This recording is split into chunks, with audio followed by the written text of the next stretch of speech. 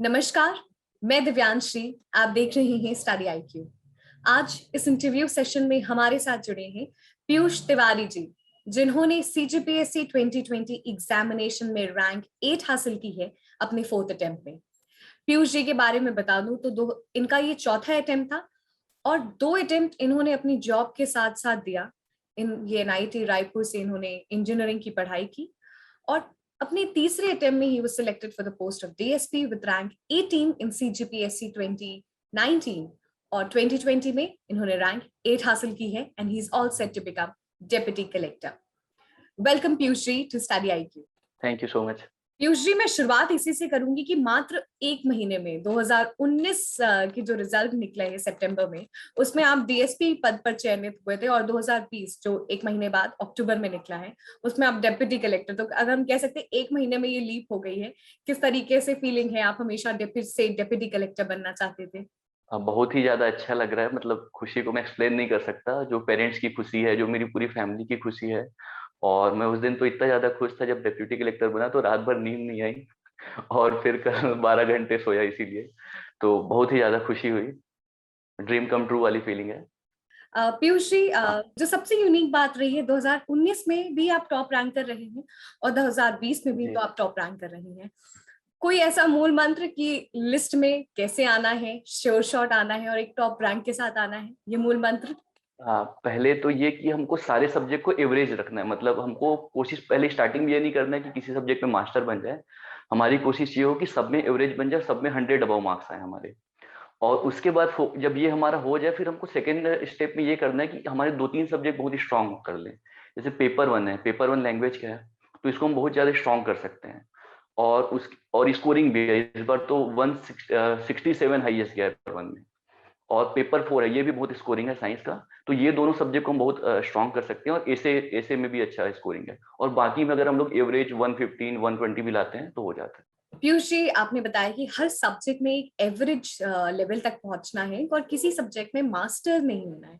कई बार ऐसा होता है कि कुछ ऐसे सब्जेक्ट्स रहते हैं, जीएस कैसे रहते हैं, जो हम उसको बार बार पढ़ते हैं, लेकिन इससे जैसे जो पेपर्स हैं बहुत ही स्कोरिंग है, लेकिन हम उतना ध्यान नहीं देते जितना हम और जीएस के पेपर्स को देते हैं।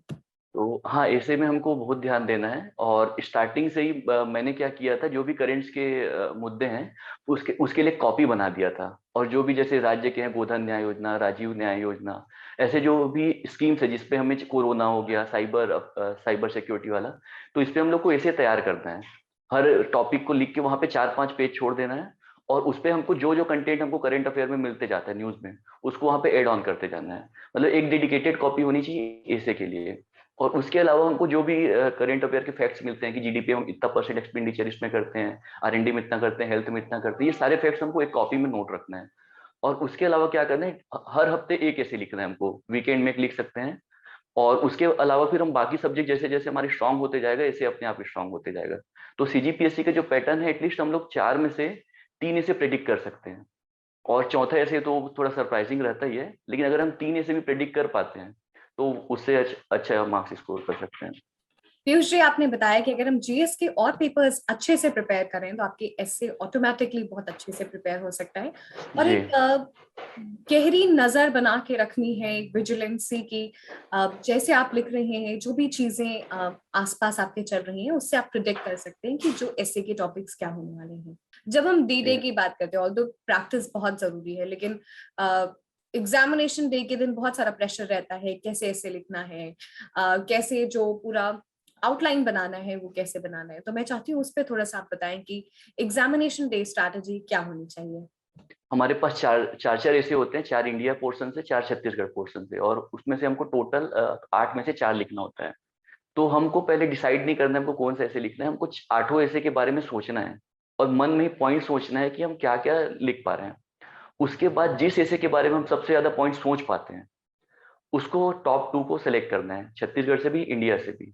और जब टॉप 2 सेलेक्ट हो गए, उसके बाद तुरंत लिखना नहीं स्टार्ट करना है, हमको आउटलाइन बनाना है। हमारे पास पीछे में रफ पेपर होता है, या तो मन में भी सोच सकते हैं या पीछे आउटलाइन बना सकते हैं। उसमें पूरा बैक सोच लेना है कि यहाँ पे इंट्रोडक्शन कैसे लिखना है, कंक्लूजन कैसे लिखना है, और कौन कौन से पॉइंट्स ऐड करने हैं। और सीजीपीएससी का ये पैट वो है कि मतलब जो पॉइंट्स में लिखने से ज्यादा मार्क्स मिलते हैं। और पॉइंट्स के अलावा फिर उसमें हम लोग फ्लो चार्ट बना सकते हैं, मैप इंक्लूड कर सकते हैं, और कुछ भी क्रिएटिविटी होता है तो मतलब सीजीपीएससी ने किसी भी एग्जाम में ऑब्वियसली उसमें ज्यादा मार्क्स मिलते हैं, क्रिएटिविटी होते हैं तो। और माइंड को रिलैक्स रखना है। और मैंने क्या किया था, एग्जाम से जस्ट पहले एक टेस्ट सीरीज दिलाया था, और सेम पैटर्न में जैसा हमारा एग्जाम होता है कि एक दिन में 2 पेपर, तो उससे फिर मुझे उस चीज की आदत हो गई, तो एग्जाम हॉल में वो प्रेशर नहीं हुआ था। तो मैं सबको यही सजेस्ट करूंगा कि आप टेस्ट सीरीज पहले दिलाते हो तो ठीक ही है, लेकिन एग्जाम से जस्ट एक हफ्ते पहले भी सेम पैटर्न में एक बार टेस्ट सीरीज दिला लीजिएगा। पीयूष जी, जो पहला दूसरा अटेम्प्ट था वो आपने जॉब के साथ ही दिया, तो आपको क्या ये मानना है कि अगर आपको प्रिपरेशन करनी है तो पूरी डेडिकेशन के साथ you have to leave everything and start preparing? Definitely, मतलब ये हमारी प्रायोरिटी हो सकती है अगर हमारी प्रायोरिटी कुछ और है, जॉब है या कुछ भी लाइफ में, और अगर हम कुछ सेकंड प्रायोरिटी रखते हैं तो ये इम्पॉसिबल है, ये हो नहीं सकता, ये हमेशा फर्स्ट प्रायोरिटी होनी चाहिए। और जॉब के साथ भी किया जा सकता है, लेकिन डिपेंड करता है कि आप कौन सी जॉब कर रहे हैं। अगर आपकी जॉब 9 to 5 टाइप की, उसके बाद आपको पूरा टाइम मिल जाता है तो आप कर सकते हैं। लेकिन मेरी जो जॉब थी, माइनिंग इंजीनियर था और शिफ्ट इंचार्ज था, तो पूरे शिफ्ट की रिस्पॉन्सिबिलिटी थी। फर्स्ट शिफ्ट में जैसे आता था, सुबह 4 बजे से निकलता था, कभी कभी इवनिंग में आते आते 6 7 5 6 भी बज जाता था।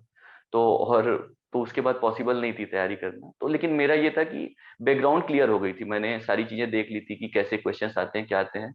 और उसके बाद फिर जब मुझे लगा कि अब मैं रेडी हो गया हूँ, फिर मैंने जॉब छोड़ दी, और उसके बाद पूरा डेडिकेटेड, मतलब आ, मैंने अपना सिटी भी चेंज कर दिया जहाँ मेरी फैमिली रहती है, ताकि मैं किसी फैमिली फंक्शन में ना जाऊं। और मैं बिलासपुर में मेरी फैमिली रहती है, तो मैं रायपुर आ गया। और उसके बाद मैंने कोई फैमिली फंक्शन अटेंड नहीं किया, ज्यादा दोस्तों के साथ घुमा नहीं, बस सिर्फ एक ही चीज पे फोकस किया, प्रिपरेशन पे। और जब हम इस एकदम फोकस कर देते हैं, डेडिकेटेड हो जाते हैं और इस चीज को कंसिस्टेंसी रखते हैं। गलती कई बार क्या होती है कि जो जो हम लोग 2 4 दिन तो बहुत पढ़ लेते हैं, फिर वो ढीले पड़ जाते हैं। तो वो गलती हमको नहीं करना है। अगर हम कंसिस्टेंसी रखें तो फिर जरूर निकल जाएगा एग्जाम। पीयूष जी, जैसे आपने बताया कि आप अपने फैमिली से दूर रहते थे ताकि आप डिस्ट्रैक्टेड ना रहें, फैमिली फंक्शन अटेंड ना करें। अब बहुत बार होता है ऐसे कि हम सोशल मीडिया साइट्स पे जो भी एस्पिरेंट्स है, अगर वो स्क्रॉल डाउन करते हैं तो वो कब समय निकल जाता है पता नहीं चलता। और कई बार जब आप देखते हो जी। एग्जामिनेशन डिमांड्स अ लॉट, जब आप वहीं आपके दोस्त बहुत अच्छा करते हैं तो यू फील कि क्या कर रहे हैं। तो क्या ये आपके साथ भी कभी हुआ, क्योंकि आपने जॉब भी छोड़ दी थी and you were into the preparation? जी, डर तो लगा था जब जॉब छोड़ा था तो। और बहुत लोगों ने मतलब मना भी किया था कि जॉब मत छोड़ो, बहुत बड़ा रिस्क है, मतलब गलती कर रहे हो करके। तो अपने आप में बहुत बड़ा चैलेंज था कि अब जॉब छोड़ दिया तो ये करके दिखाना है। और एक्चुअल में ये जो अ, मेरा जो डिसीजन था जॉब छोड़ने का, यही सबसे बड़ा मेरा मोटिवेशन था कि अगर मैं सब चीज छोड़ के आया हूँ यहाँ पे, और तो इसको छोड़ के अब मैं कहीं जा नहीं सकता, ये मतलब लास्ट ऑप्शन है। तो ये हमेशा मेरे दिमाग में होता था कि अब मैं सब चीज छोड़ दिया हूँ, और जिस चीज के लिए छोड़ा हूँ अगर मैं उसी के लिए डेडिकेटेड नहीं हूँ तो फिर कोई मतलब नहीं है। तो कभी भी मुझे डिस्ट्रैक्शन आता था, मैं यही सोचता था, तो उस वजह से डिस्ट्रैक्शन कम आई। पीयूष जी, आपने इनिशियली बहुत इंपॉर्टेंट एक बात कही थी कि हर सब्जेक्ट को इक्वल समय देना है। पिछले अटेम्प्ट में कुछ ऐसे सब्जेक्ट्स रह गए थे जिनको आपने बहुत समय नहीं दिया, उनको आपने इस बार समय दिया। तो मैं चाहती हूँ उन सब्जेक्ट की जो स्ट्रैटेजी रही है वो आप हमारे साथ शेयर करें। हाँ जी। जैसे पेपर 1 है, पेपर 1 लैंग्वेज का है। ये बहुत ही ज्यादा स्कोरिंग सब्जेक्ट है, और मैं सबको ये सजेस्ट करूंगा कि इसकी तैयारी प्री से स्टार्ट कर दे। मीन्स पेपर 1 हो गया और पेपर 4 का है। तो पेपर 1 में हमको हिंदी और इंग्लिश और छत्तीसगढ़ी होता है। तो ये तीनों को हमको इक्वल टाइम देना है। कई बार गलती क्या करते हैं हिंदी मीडियम के स्टूडेंट्स की, हम लोग से इंग्लिश बनता ही नहीं करके पढ़ते ही नहीं है, तो उनका बहुत ही कम मार्क्स आता है। जैसे आउट ऑफ 50 15 to 20 भी आता है कई बार। तो मैं ये नहीं बोलता हूँ कि पढ़ के सीधा 45 हो जाएगा, लेकिन वो एटलीस्ट आप 30 35 तक तो पहुंच ही सकते हैं। तो इंग्लिश पे भी इक्वल वेटेज दीजिए, और उसके लिए आप लूसेंट की बुक पढ़ सकते हैं। और हिंदी और छत्तीसगढ़ी के लिए विनय कुमार पाठक अच्छा है। तो मैंने ये पढ़ा था, लेकिन फिर भी बहुत 127 आया था, तो मैं चाहता था इसको और ज्यादा स्कोर कर सकूं, क्योंकि 150 के तक भी ले जाया जा सकता है। तो 2019 के एग्जाम के बाद मैंने लैंग्वेज पे बहुत ज्यादा फोकस किया, डेली उस पर 1 2 घंटे देता था मैं। और उसके अलावा फिर मैथ्स पे प्रैक्टिस करता था, क्योंकि अभी क्या हुआ है कि मैं मैथ्स बैकग्राउंड से जरूर हूँ, लेकिन मैथ्स यहाँ पे क्वालिफाइंग हो गया है। तो इस कारण दिक्कत ये होती है, मैथ्स हमारा सॉल्व तो हो जाता है लेकिन प्रैक्टिस नहीं होती है, तो टाइम में हम लोग नहीं कर पाते हैं। तो इसलिए मैंने मैथ्स पे बहुत ज्यादा फोकस किया, और पेपर 1 पे। हर सब्जेक्ट को कैसे इक्वल समय देना है, और आपको खुद समझना है कि कहाँ गलती रह गई है और ज्यादा से ज्यादा उस पर और समय देना है, जैसे पीयूष जी ने भी जो पेपर 1 और पेपर 4 की स्ट्रैटेजी हमारे साथ शेयर की। पीयूष जी, बहुत जरूरी होता है कि हम रिवीजन कैसे करें, क्योंकि जो इम्पोर्टेंट चंक है एग्जामिनेशन का वो तभी रिटेन हो सकता है जब आप बार बार रिवीजन करें। किस तरीके से आपकी रिवीजन स्ट्रैटेजी थी? आप मंथली रिवीजन करते थे, क्वार्टरली रिवीजन करते थे? जैसे हमारे पास प्री के बाद 4 महीने का टाइम होता है, तो उसमें मैंने लॉन्ग टर्म प्लान कर लिया था कि मुझे 3 महीने में सारे सब्जेक्ट खत्म करने करके। और उसी समय टेस्ट सीरीज ज्वाइन किया था, तो टेस्ट सीरीज में भी हर 3-4 दिन में एक सब्जेक्ट का टेस्ट होता था। तो मेरा टारगेट ये था कि टेस्ट के समय मेरा सिलेबस कंप्लीट हो जाए वो सब्जेक्ट का। तो हर 3-4 दिन में मैं एक एक सब्जेक्ट कंप्लीट करता था और उस पर फिर एक पेपर लिखता था। तो ऐसे करके 3 महीने मेरा कंप्लीट हो गया। और उसके बाद के फिर 7 पेपर होते हैं और लगभग तीनों में 3 पार्ट होते, सारे पेपर में 3 पार्ट होते हैं, तो 7 या 21 हो गया। तो फिर 3 महीने के बाद मैंने 21 दिन दिया उसको फिर से रिवाइज करने के लिए, तो एक एक पार्ट उसमें रिवाइज हो गया। और उसके बाद फिर थर्ड रिवीजन किया, 7 दिन दिया, सातों पेपर को 7 दिन। तो एग्जाम से जस्ट के 7 दिन पहले मैंने सातों पेपर को फिर से रिवाइज कर लिया। और उसके बाद एग्जाम के डे में हमारे पास टाइम तो बहुत कम होता है, और पूरा दिन 6 घंटे तो लिखना ही होता है, तो उस समय थोड़ा बहुत जो रिवीजन हो गया वो शॉर्ट नोट्स वगैरह कुछ बना सकते हैं। तो ऐसे करके 3-4 बार एटलीस्ट रिवाइज करना है हमको, क्योंकि अगर लास्ट में हम लोग रिवाइज नहीं करते हैं तो याद नहीं आता एग्जाम हॉल में। पीयूष जी, स्टडी आईक्यू किस तरीके से आपकी जर्नी में साथ रहा है? मेरा इस बार CGPSC 2020 एग्जाम में 8th रैंक आया है और डिप्टी कलेक्टर के पद पर चयन हुआ है।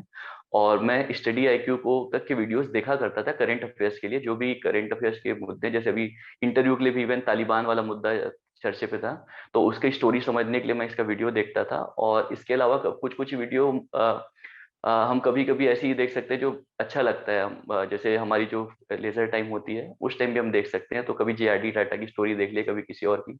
तो ये सारी वीडियोस भी मैं देखा करता था। Piyush ji, we are glad कि हम आपके सक्सेस स्टोरी का हिस्सा बन सके।